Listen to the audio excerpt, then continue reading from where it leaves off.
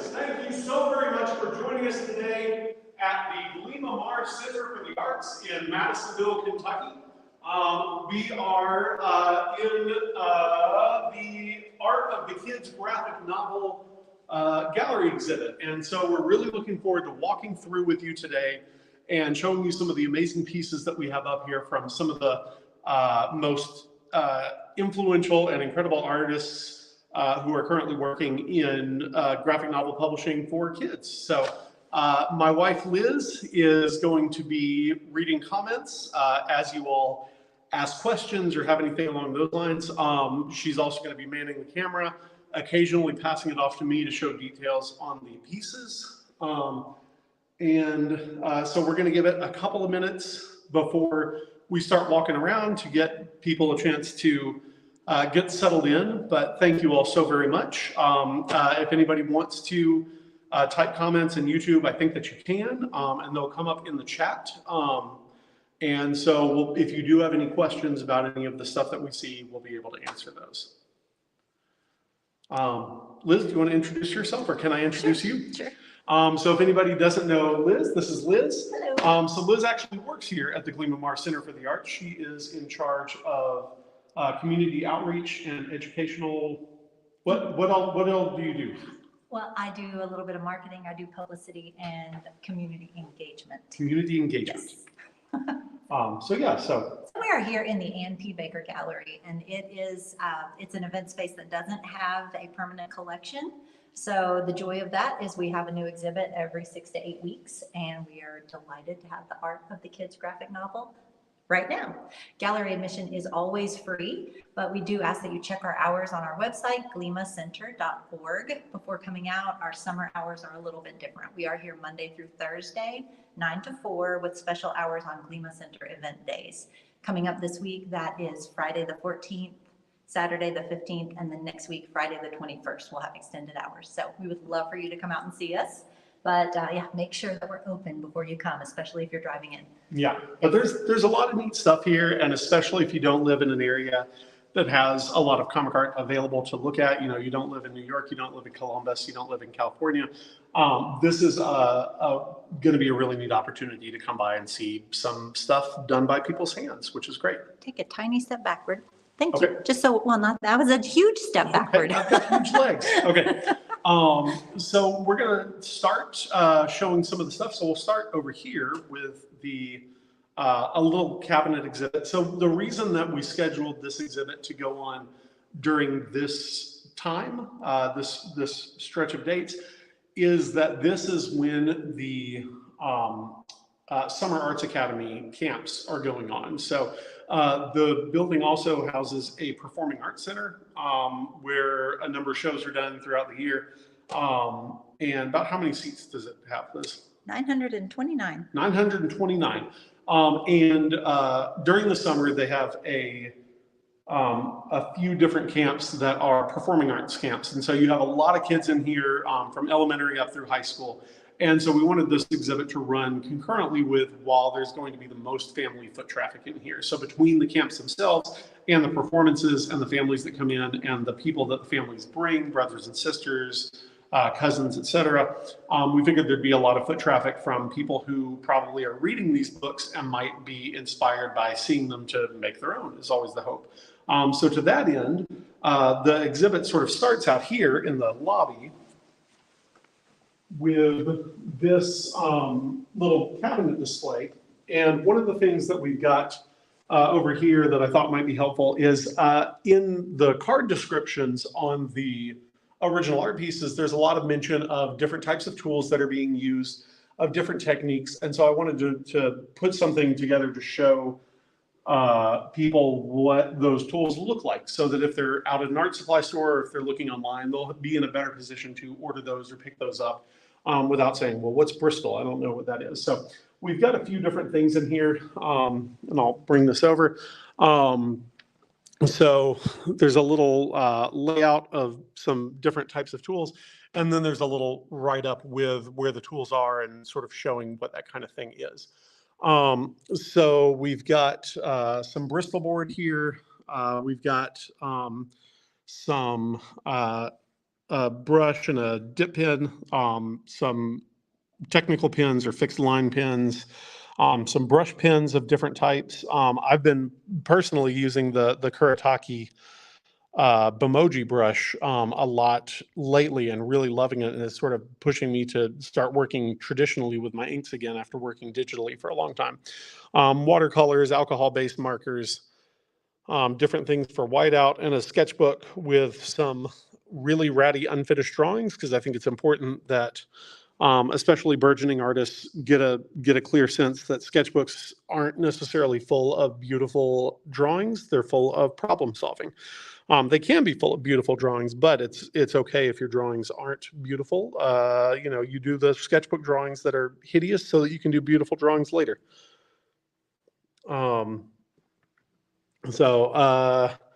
I've also got a few mini comics here to show that sort of the relatively humble origins of how some of the books that we see get their start, just being published online a few pages at a time or being put into mini comics, and how easy mini comics are to make. So some of the examples that we have here are some of Miranda Telgemeyer's mini comics, so her takeout comics from when she was sort of first starting out, and the first chapter of Smile here with the Smile book, and then some of Aaron Nels Thanke's Mr. Wolf comics, as well as one of the books that Scholastic puts out.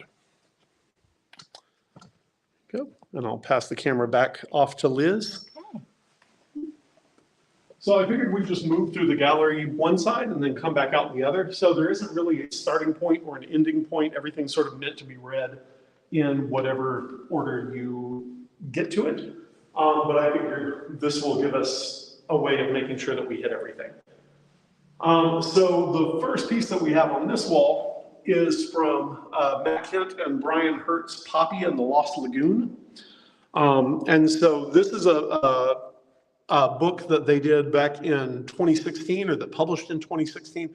So each of the title cards here have a picture of the book, either from which the page or art is from, or in the event of just a sketch or drawing, the book that the artist might be most known for to the audience of the exhibit, and some info about it.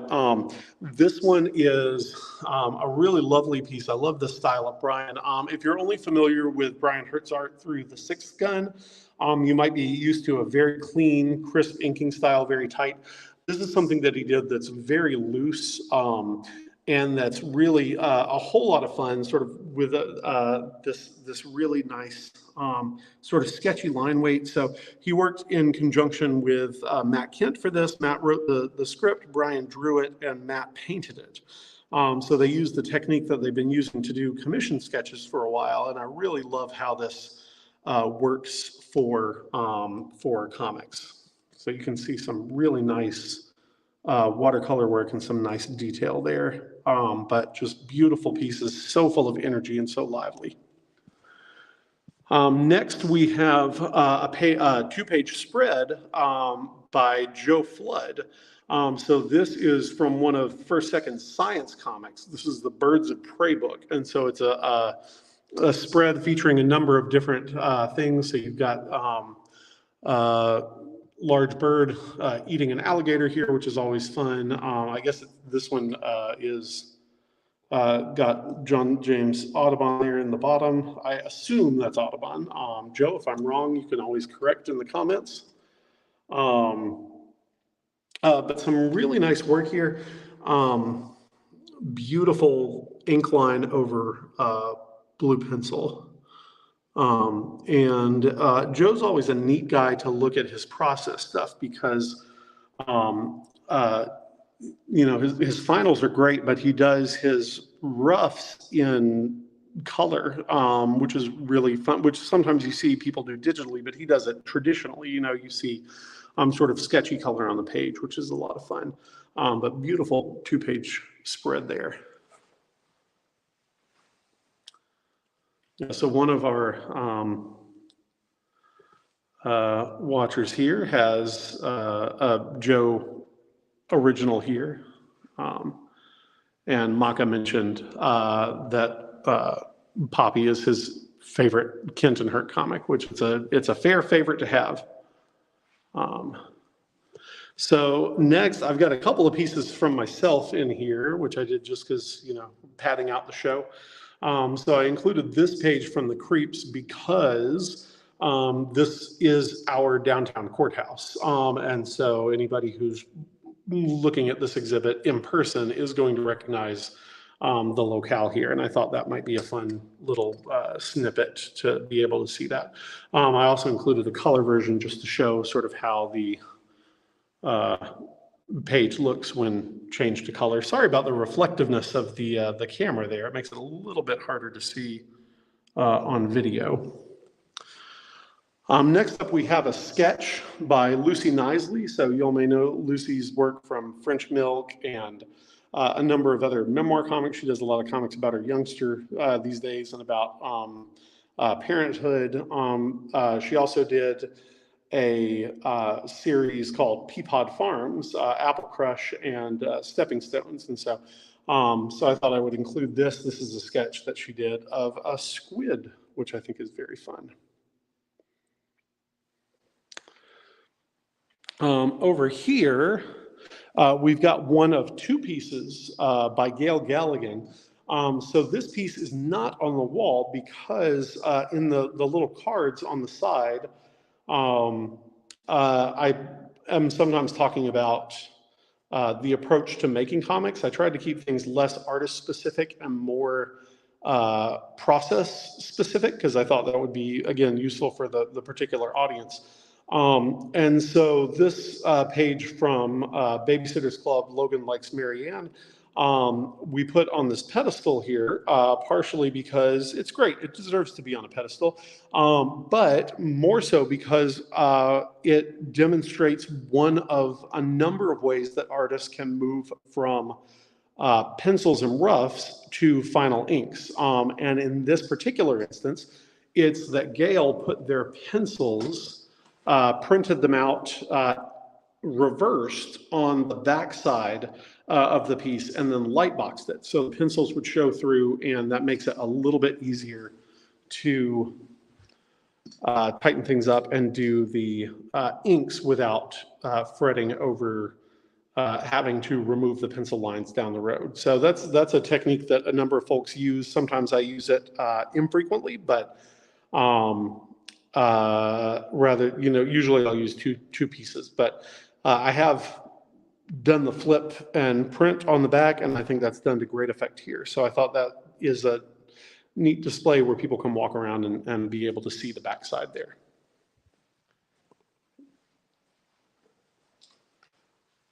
Okay, over here, we've got the Mike Mayhack wall. So Mike was kind enough to send us 3 spreads and digital prints of some pages from the first Cleopatra in Space book.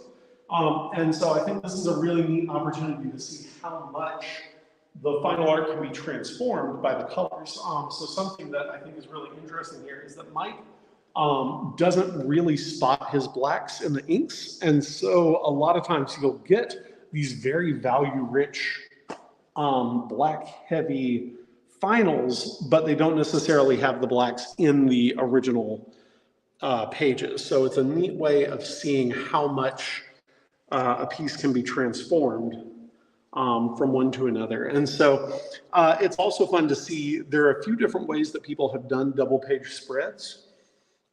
In some instances, it's 2 pieces of paper butted up against each other. In others, like this one, oh wait, no, is this 2 pieces? Looks like it. I think this is 2 pieces butted up against each other. Or are they one? I can't remember.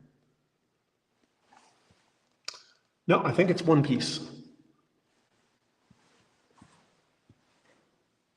Nope, they're 2 pieces. So this is an instance of 2 pieces butted up against each other to create one drawing, but drawn and inked while they are butted. Whereas sometimes you'll have somebody doing it on one single piece flipped. In some instances, I've noticed that with Brian Hurt, for example, I think some of the pages of the 6th gun that were double page spreads, he actually drew those a little bit smaller so that he could do the double page spread on one sheet. Yeah.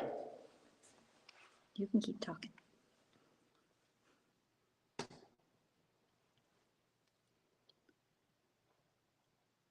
You got really quiet. Oh, sorry.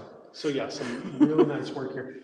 And in this one on the cards, we talk about digital coloring and how, even though it's done with the computer, it is not an automated task. You're still doing it by hand. You're going in with usually with a stylus or, on a drawing tablet or a Cintiq or something along those lines. Another couple of pages, these are more sort of environment heavy. And again, you can see the real difference between the very structural sort of sparse final line, which is the ink over the pencil, and then you see that contrasted with the final work, which has very rich values and a lot of black and white layering. These are very reflective frames. They are very reflective frames. Yeah. Sorry about that. You don't notice it as much when you are in person, That's true. because just like driving, you tend to phase out the windshield. But anytime you try to take a picture or a video, it does make it a little bit more difficult.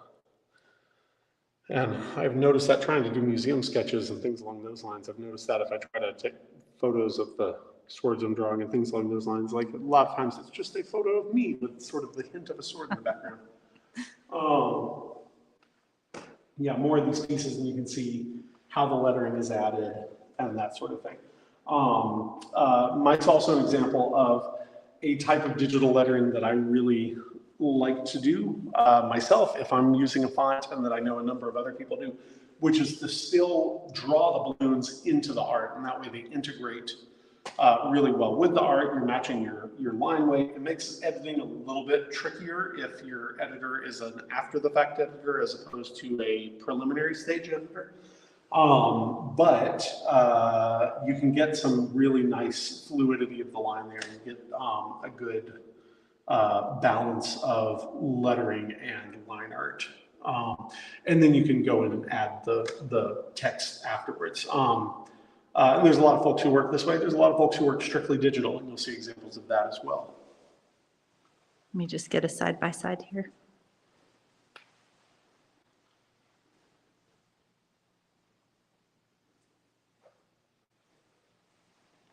Okay. Okay. Next up, we've got a page from Jean Yang's American-Born Chinese. And one thing I think is interesting about this, because we're using black matte board, I had to put a piece of paper behind it so that you would be able to clearly see it.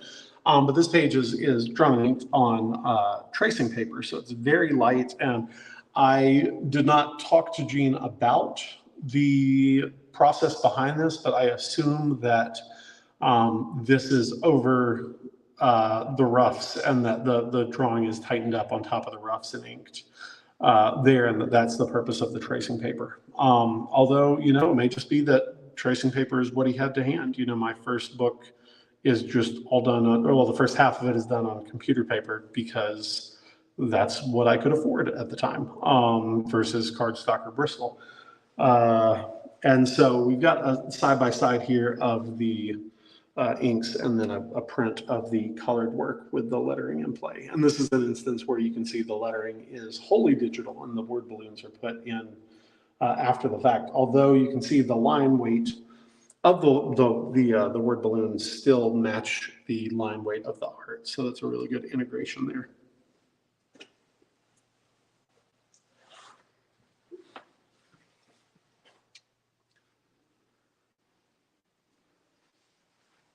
So this piece over here, there are a number of pieces that about maybe half the show comes from our house, because a lot of people lent pieces to us, and we're incredibly grateful to that. But some people I didn't bother to ask because we already had pieces by them, and I thought it would just be easier, rather than handle mailing, to just take stuff out of our frames. So the staircase to my studio has a lot of frames that are just empty, sort of like when you're at the zoo and the little note says, we're at the vet or something. Our pieces are at the vet. Penny has a few pieces that I've picked up for her over the years from some artists that she likes. Penny's my daughter. And so some of these expressly say Penny, so that's kind of fun. And she's here for summer arts camp too. So I asked her if she would be embarrassed if, you know, they're rehearsing and there's a picture behind her that says Penny, and she said, no, it's fine. So this is one by Chris Schweizer. So this is a sketch of G-Man. This is one of Penny's favorite books. Chris has done G-Man for a while. He also did, is it Mini Marvels, Mighty Marvels? I'm blanking on, all of a sudden my memory is failing me. But just these wonderful, adorable, like small superhero things, and very engaging books. And Penny absolutely loved the G-Man books. One of my, we have an inside joke thing that we say in the house from time to time, which we were at American Library Association a number of years ago. And Chris is an incredibly sweet guy, but he's also incredibly buff and has a sort of a raspy voice. And he was signing something, and you know, a librarian was looking at his table, and she was like, "Oh, these are so cute." He's like, "Yeah, they're real cute." And so we say, "Yeah, they're real cute," in our manliest voice on occasion as our Chris Schweizer homage in the house. So anytime somebody says something is cute, we usually follow it up with that. But this was a sketch that he did at Heroes Con, I think, and it's just you know, really fun and has that kind of energy that a lot of his work has. I'm going to come around the piano. Okay, we've got a piano here. So it is not part of the exhibit, but is being used for the vocal recital or rehearsals for things. So this is a page from one of Jeffrey Brown's Jedi Academy books. And it's got some beautiful, like beautiful gray wash here and lovely ink work. And one thing that I think is really fun is how small this is done. So you can see this page is probably maybe 8 inches tall, 8.5, something like that. I don't know, it's smaller than my hand. But it's beautiful. He letters right on the page. One thing that I think is also interesting and that I wish I was able to highlight is that if you look at the back side of the page, I assume with a light box, the lightsabers, which are done here with the, I assume a brush, are on the back side. There are the lines showing the direction of where the lightsabers are supposed to go and how long they're supposed to be. So I think that Jeff was able to lightbox that and see exactly where those lightsabers are. As somebody who frequently inks lightsabers without penciling them, but lightboxing them, like that is a practice I use as well, because they're tricky, and so having a little bit of a guide is nice. But it's a really fun book, and it's so neat to see just how very close to the printed version this version is. Like keeping that sort of light value grayscale on there is great.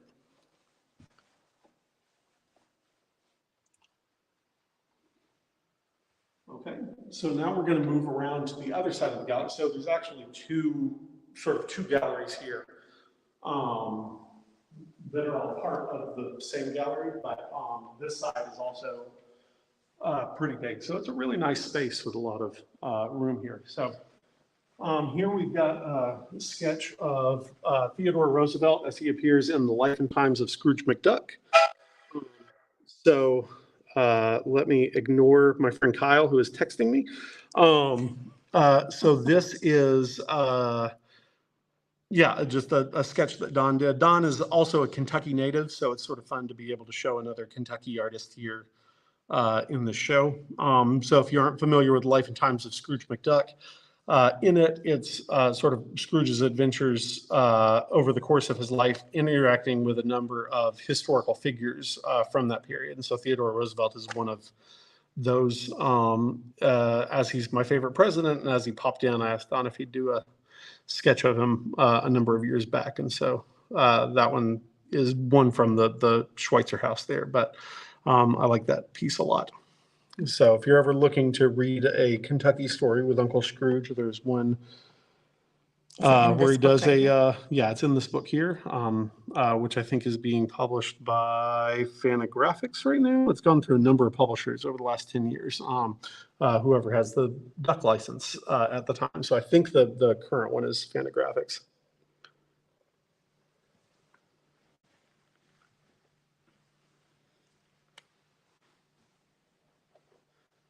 Okay, next we've got Scott Chandler. And this is a page from Northwest Passage. I thought about reaching out to Scott for one of the pages of his more recent book, Knight and Squire, or, well, probably Knight and Squire, but the shipping back and forth to Canada is really expensive these days. And so we didn't really have a shipping budget that we were able to put forth towards that. So I did not reach out to, well, I did reach out to some of my Canadian cartoonist friends, and then we looked at the shipping and we decided, you know what, they can do without. So, but Scott is one that I had this one at home.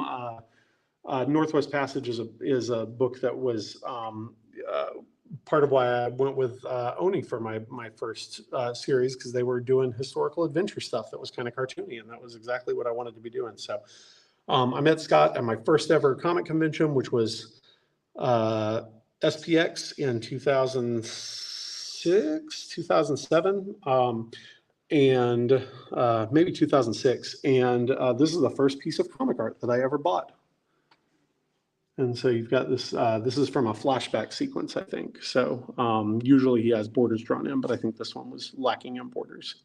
But he does his lettering digitally as well, wholly digitally, so you don't have word balloons or captions in here that you might have in the book.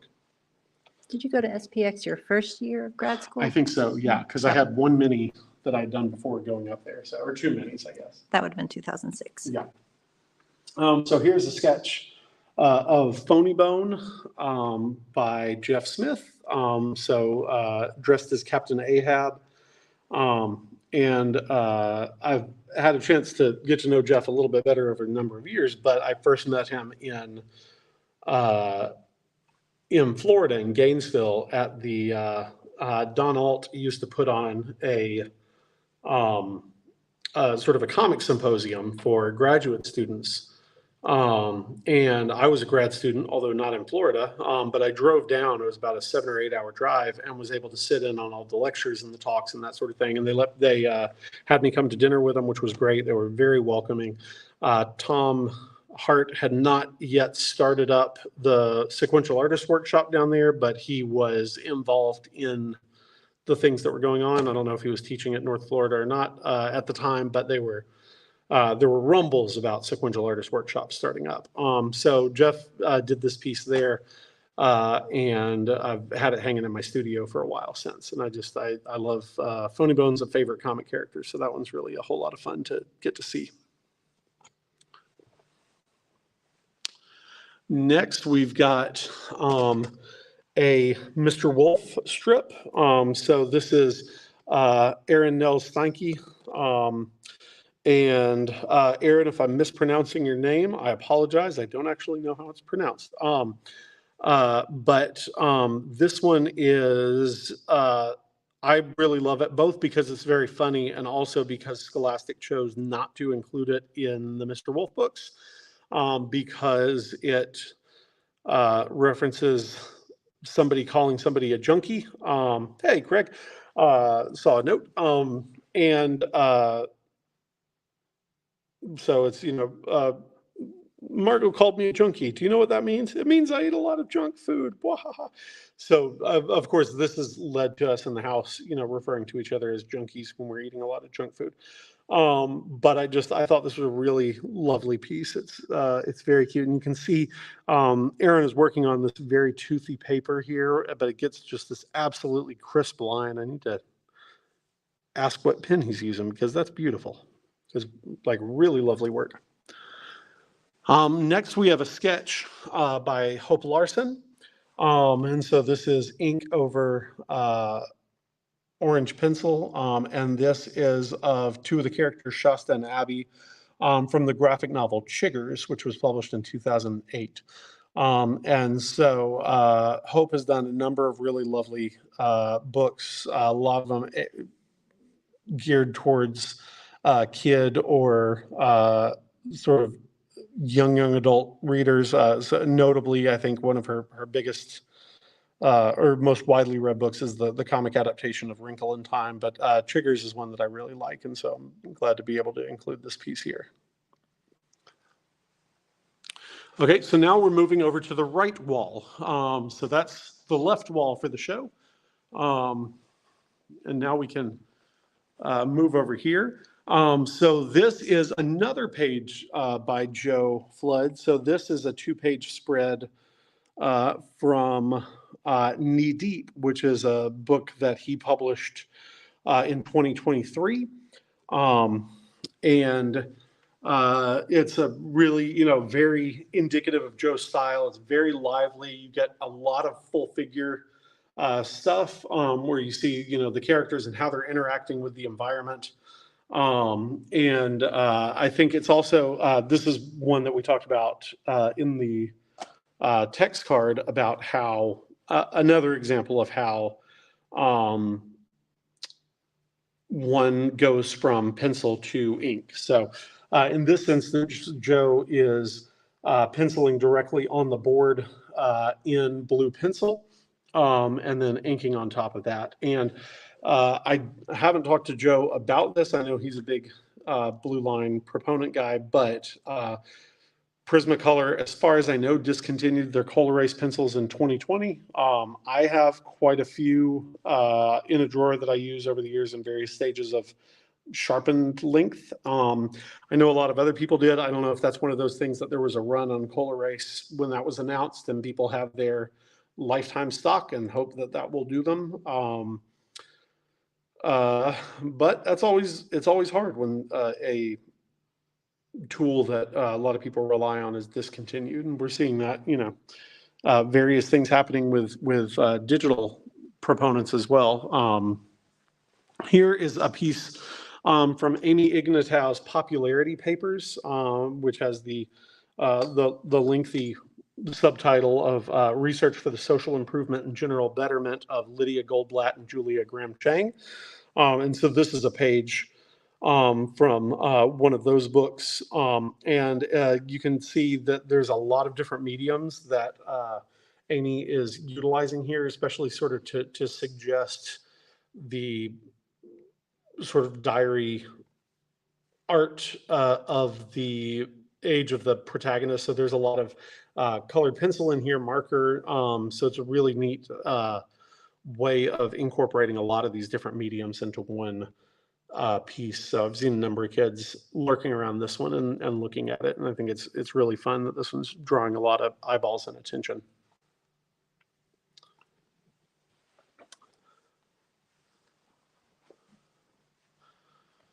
Okay, next we have a page from Joey Weiser, and I'm going to stand next to this for scale because Joey draws real big. So this is, I think it's about 17 inches, which is not that unusual for the height of a piece, but it is also like 14 inches wide. So it might be 18 by 14, something like that. But it is not a small piece. And so he goes in, so you can see he's using a brush a lot and working larger. I think one of the reasons that people work with brush less frequently than they used to is that most everybody works smaller than they used to. If you look at, old newspaper strips where everybody was using brush or EC comics or things along those lines, the pages are dramatically larger than what we tend to work with now. I think part of that might be accessibility of scanners of a certain size. We're not photographing art anymore, we're scanning it, and it is really a headache trying to line up parts of a multi-scan piece. And so I think it's neat that Joey is working larger in order to be able to incorporate that brush in his work there. And so this one's got a lot of speed lines. So more power to Joey being able to draw a bunch of speed lines, because that is not something I am inclined to do. So not that it doesn't look good, just it's a lot of work and very easy to get wrong. So this one is from Dragon Racer, which I believe is a sequel to Ghost Hog. So I don't know if it's part of the, I think it might be Ghost Hog #2, but it might be considered a standalone book. I know you can read it on its own, but But that one's fun. We were big Joey Weiser fans. When Penny was younger, she read the Merman books many, many times over.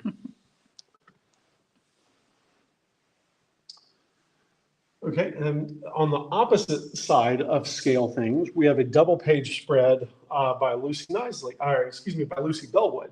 And you can see that this one is pretty small. So she's actually working at, I assume, print size, because that looks about 8.5 tall. So if not print size, it's very, very close to print size. So this is a page from Baggy Wrinkles, which is it started out as a series of mini comics that Lucy did, and then later was collected into a book. And these are, it's Baggy Wrinkles, A Lubber's Guide to Life at Sea. And so all of them are about the history or practice or technical aspects of historic tall ships. So when Lucy was 16, she went to sea and worked on Lady Washington for 3 years. And so these are comics about both her time on that ship and then also about that ship and other aspects of sailing life. So this one is about tattoos that were specifically nautical tattoos. And I've referenced this issue a number of times when I am drawing tattoos on pirates, because, you know, you want to get them right. And Lucy's my go-to for nautical tattoo info.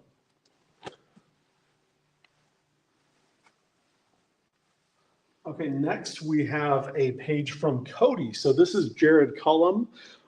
So anybody who goes to Heroes Con is used to seeing Jared's pieces in the auction. They're beautiful watercolor and ink pieces. So Jared does a lot of sketches outside. He does a lot of plein air painting, videos of him doing things, and he brings a lot of that experience to his, what he calls his story style, which are his these pieces where they are not drawn from nature, but they pull a lot from his experience with working with lighting and with working with color to make these beautiful these beautiful painted pages. So Cody, I think, won a Reuben Award. Best graphic novel, maybe, for the year that it came out.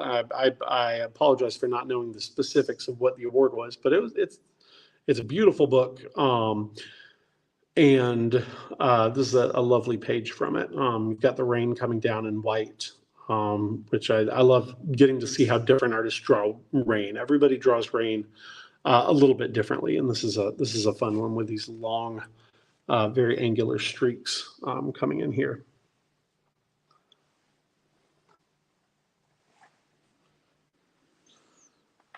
Okay. Here we've got another one of mine. So this is a Krogan piece. I was looking for, I have like 6 pages that I saved because they're my favorite pages so that I can put them into shows when I have shows. And I can't find any of them. So I know they exist. I know they're probably somewhere in the house, but I don't know where they are. One thing that I like about this page is that you can see a lot of instances where there's white paint fixing mistakes. So white paint on the hats, a lot of times white paint on the jawline here. Just a lot of mistakes that are fixed, which is fun. This is a piece, I didn't have a Reed Gunther piece, but I know a lot of the kids here love Big City Greens, and so I wanted to include something by Chris Houghton. So Chris had done the sketch for me a number of years ago for my newsletter. I did a Reed Gunther pinup for him, and he did this one for me. And so I wanted to include that because I think Chris is, we were talking about youngsters not too long ago and how it usually takes people, time to become a competent adult. And every once in a while, you'll get a really young cartoonist like coming out and firing on all cylinders. And Chris was one of those young cartoonists. Like, whenever we all met him, I think he was, he might have been a fresh 20, and was, a real go-getter, doing excellent work, read really well, working with his brother Shane. And so he's one of those folks that, you look at and you think, hey, good for him. And so he's doing really well, has been doing Big City Greens for a while as the voice of Cricket, the main character. and is an excellent comics person in addition to his animation work. Okay, this is a beautifully done piece by Eleanor Davis with her husband Drew Wang inking. And so this is from Secret Science Alliance, which was published in 2009. If you're not familiar with Secret Science Alliance, it is an absolutely beautiful book. And you can see there's a lot of formal elements, and it really plays with what you can do in comics in terms of diagrams, graphs, using these things as a storytelling avenue, which is really great. And, beautifully inked, beautifully colored, very crisp, excellent character design. It's a great read. But my favorite thing about it is just that it really does utilize the comics form in ways that a lot of people are too cautious to play with or can't necessarily think of a good reason. It's very much a function and form are influencing each other throughout the whole of the book. There's a lot of this kind of thing, but none of it feels tacked on. The story is built upon this. So if you get a chance to read this one, if you're a comic buff, you're going to be really happy getting to do so. Okay, next we have a pencil sketch here of Charlotte from Bad Machinery or Scary Go Round, depending on how you've seen it serialized. So this is a John Allison piece, and my friend Kyle, whose text I ignored earlier, has mentioned many times that John draws the best hair in comics, and I would concur with that. Like, he does great hair.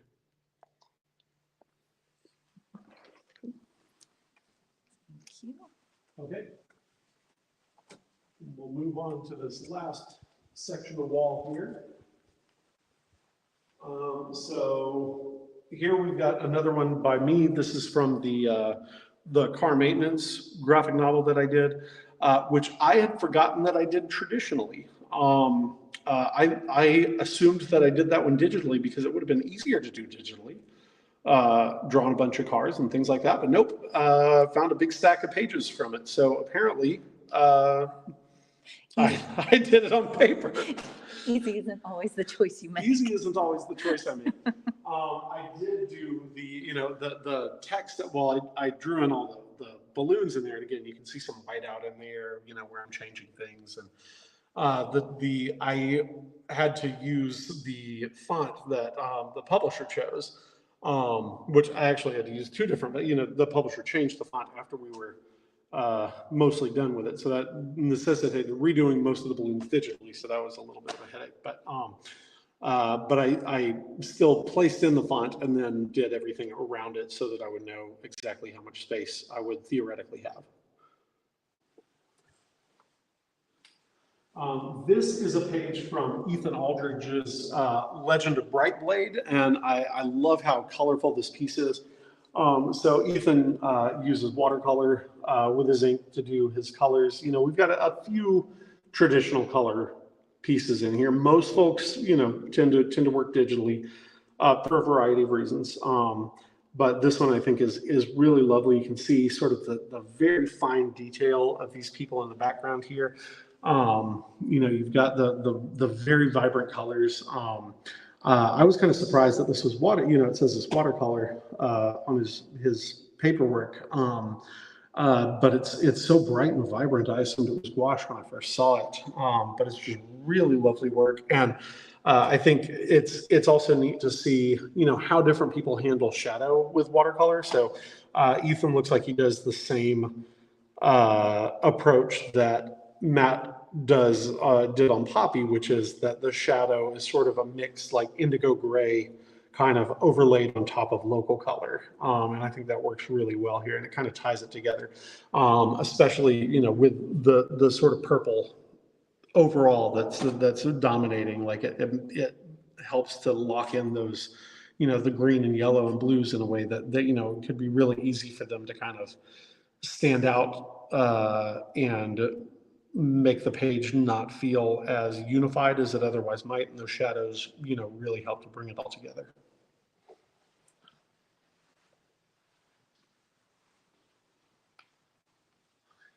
Next, we've got a piece from Richard Thompson from Cul-de-sac. And this is, there are a few cul-de-sac strips that, contend for favorite, but I think this is my very favorite. And so I'm glad to have this one in here. But it's it's just a sweet strip. They're on vacation. It's been raining the whole time, and they run out and play for a little bit, and you've got Petey, fall fun were so brief, I'd enjoy it more. And you can see just how lovely Richard's incline is here. It's just this very loose, very playful, but also really, it's loose and meticulous at the same time. It's kind of just really lovely work.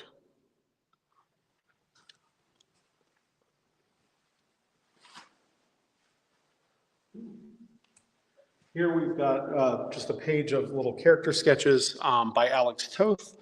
So I just thought, a number of folks in here probably, who are here with their kids or grandkids, probably grew up with, either the Hanna-Barbera cartoons that Toth worked on or some of the licensed comics that he worked on. So I thought this would, I didn't have very many pieces by folks from the last century, and I thought this would be a good one to include. So this is another one from our house. This one I picked up in San Diego.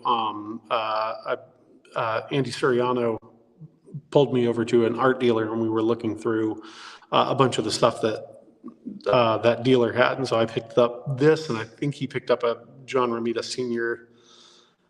Page, and we both walked away, grinning like fools, very happy with our finds. But I really like this one because you've got some of the sort of very unusual facial shapes.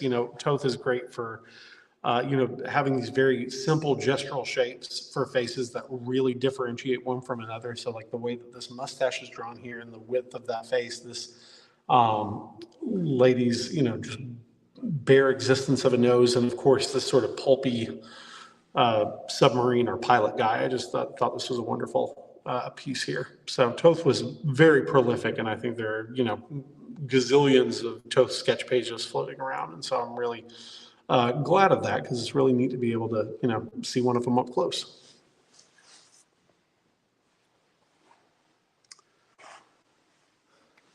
This is a Roger Langridge piece. So I love Roger's work on the Muppets. I love Roger's work on a lot of things, but the Muppets is one of the really fun ones, and one of those marriages of talent and license that you see all too rarely, where the person working on a licensed comic really gets the underlying idea of the property and really brings it to life. And so Roger's Muppet comics feel more like the Muppets to me than some Muppets shows or movies. And so I'm a big Sherlock Holmes fan, so I think this one's really a whole lot of fun getting to see, Fozzie and Sherlock Holmes there.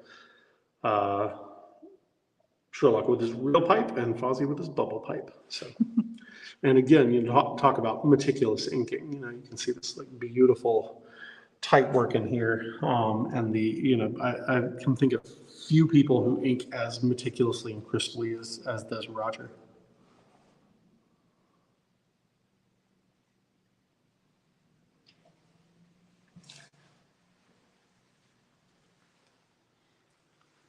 Okay, over here, we've got a page from Drew Wine. So Drew is the cartoonist behind the Creepy Case Files of Margot Malou, which he's done as a webcomic for a number of years, and it's published in print by First Second Books. And I think that one of the things that's really interesting is that he does these very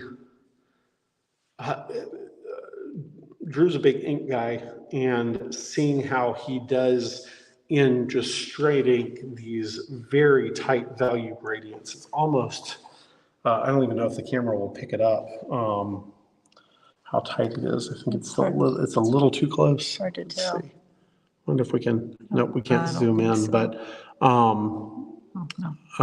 But it's these gradients in pure black and white ink. It's no wash. But moving from pure black to white with this really meticulous hatch work,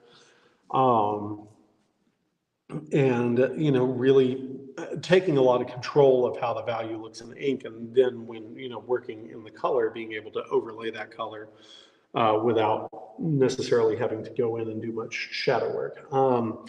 I think he may be doing a lot of shadow work, and I would be undercutting what he's doing there. But I think that the looking at the inks is really neat, and this is one of those books that I'd love to see an all ink black and white version of, just because I think it's easy to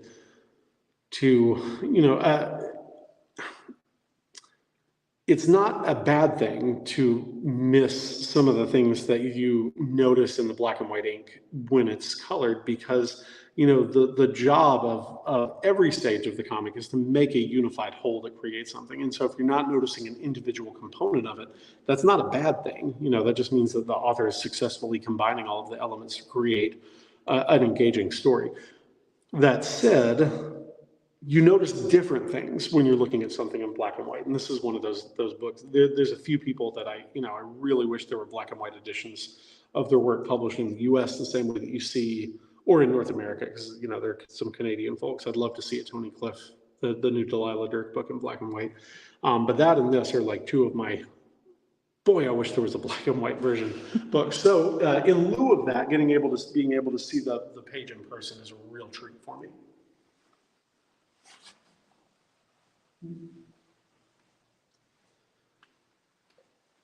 So here we have a little sketch of Jason from Foxtrot. So I read Foxtrot religiously from the time I was in middle school. I'm not sure exactly when it started, but I know that it existed in middle school because our library had some collections of it. Bill Amend is a huge influence on how I handle dialogue pacing. I feel like he's an absolute master of pacing and how to stagger dialogue balloons, how much to put in each word, things like that. And so that's really baked into my DNA. This one was obviously drawn for Penny. She read every Foxtrot book that I had and every subsequent one that we have picked up since then. So she has a lot of the ones that I had as a kid, and now she has a lot of her own that I didn't have as a kid. And she went in, Go Comics, which is the Andrews McMeel website, has everything of any of their titles that you can go back and read. And so I'm pretty sure she's gone back and read every Foxtrot online, and blown up her phone by taking screenshots in every one of them, which has created a lot of technical difficulties. We ended up having to essentially brick the phone and start back from scratch not too long ago. So thanks, Bill. Not just that, Webtoon is all of it, just worries over. And I understand it, the ephemerality of digital media, makes you want to have your own copies, but taking 70,000 screenshots is not the way to do it. So there you go, parenthood. Next, we've got a page from Jared Williams. So Jared, this is from one of the history comics that First Second puts out. This is Hip Hop, the Beat of America. And it's a lovely little dance page on here.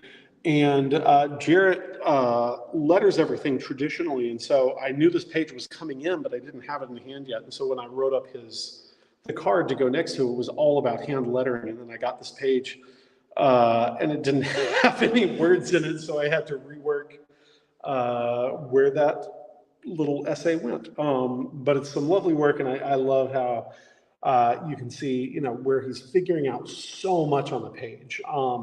There's lots and lots of, well, there was a head here, there was a body here, and, it seems to be very improvisational when it comes to where everything ends up in the final count.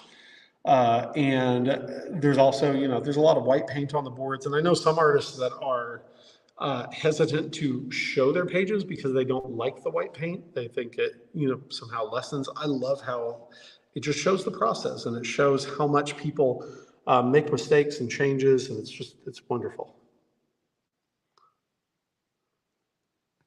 Did you post that yet? No. Thank you. That's funny. Craig, that's very fun. I remember those strips.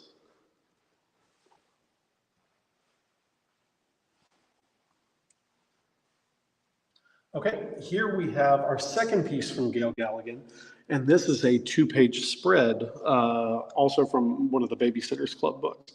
And so, showed this to Penny, and she was like, "Oh, this is the one where," so, she was our target audience for this. And also, when I was making up the list of who to ask, I was like, who do I include? She was like, this person, this person, this person. And I wasn't able to get everybody on her list, but, we got a good number of them. And so it was really fun getting to see her light up when we were opening the packages to put everything up and recognizing the work that she'd read many times over. So I think this one's really fun. Again, pencil printed in reverse on the back and then light box to do the ink.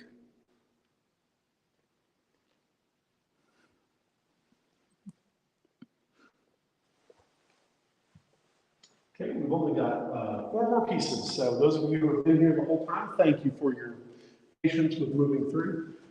So on these 2 pieces are some stuff for Over the Garden Wall. And so they're by, again, it's a book show and not an animation show. But this is Patrick McHale, and then over here is Jim Campbell.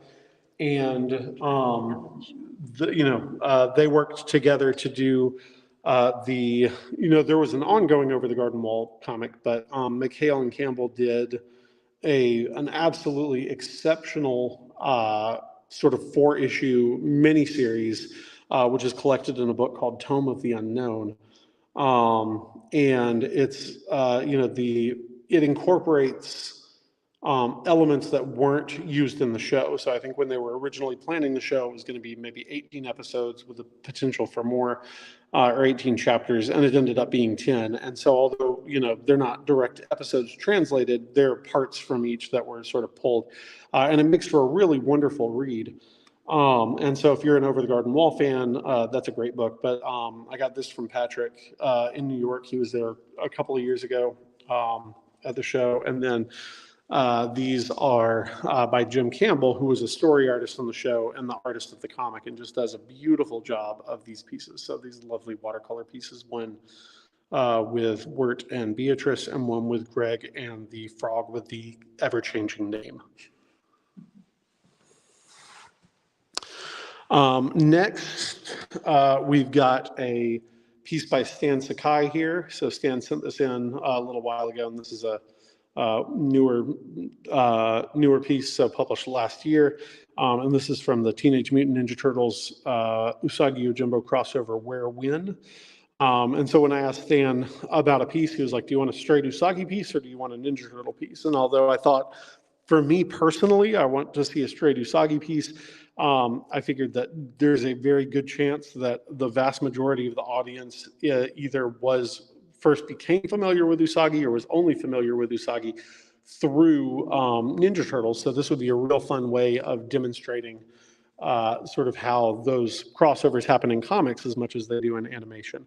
And so Stan here, anybody who follows Stan's work may know that he writes in thumbnails. He works out the dialogue and the pages as he goes this way. And so we've got a lovely thumbnail page here that showcases that writing alongside the actual page. So just a really lovely piece as usual, and great Usagi and Tomo drawings here alongside the Ninja Turtles with, and you don't get to see Usagi in armor very much in Stan Comics. Usually it's only in flashbacks, and so this is a real treat to get to see how he draws this armor, because I love seeing how different people draw armor. I draw armor a lot myself, and so I love looking to see, is there anything I can steal?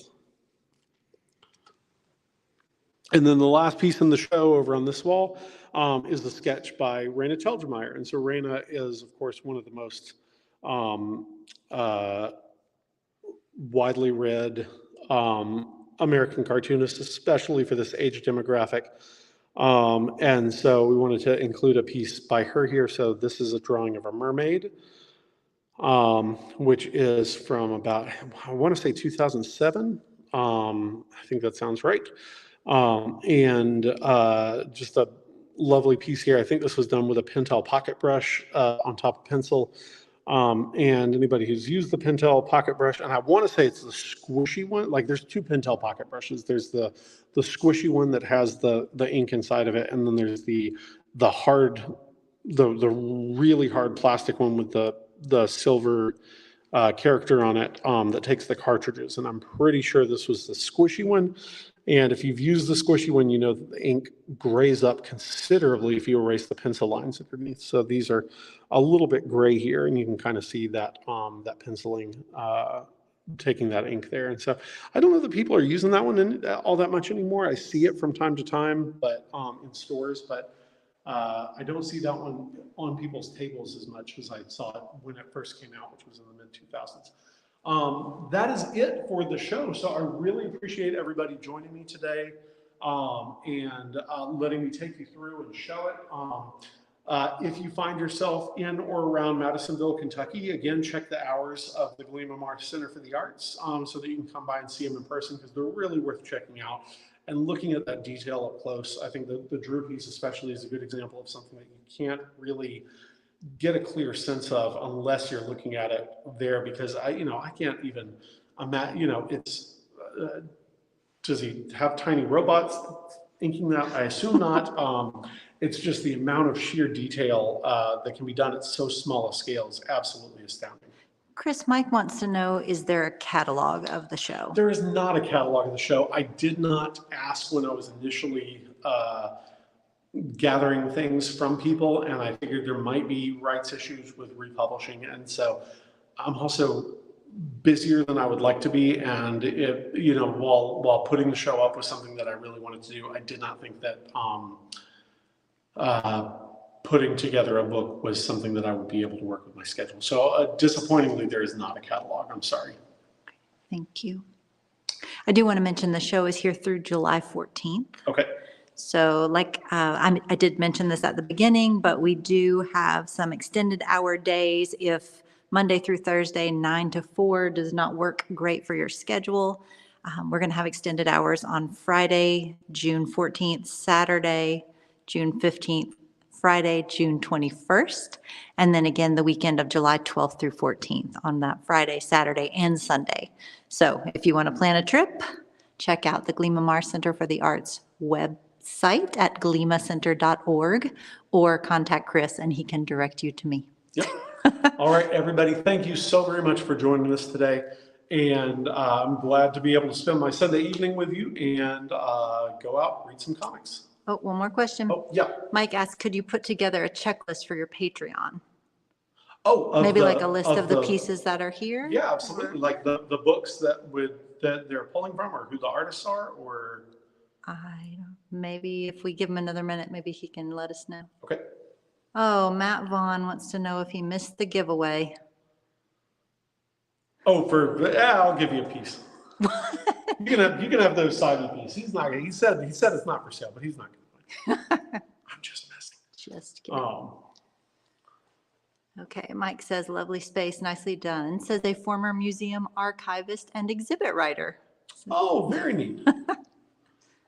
All right. Okay. Well, I think we will pop off unless there's anything else. That's it. Mike just said what Okay. he's wondering what the art is and what the artists and books, who the artists and books I will are. absolutely put one of those together. I have a list that I use to make the cards, so I will put that together. We can do that. That's a post it great up. idea. Yeah, absolutely. I'll put that on Patreon. So. All right. Thank Fantastic. you so much. Thanks, everybody. All right. Thank you all.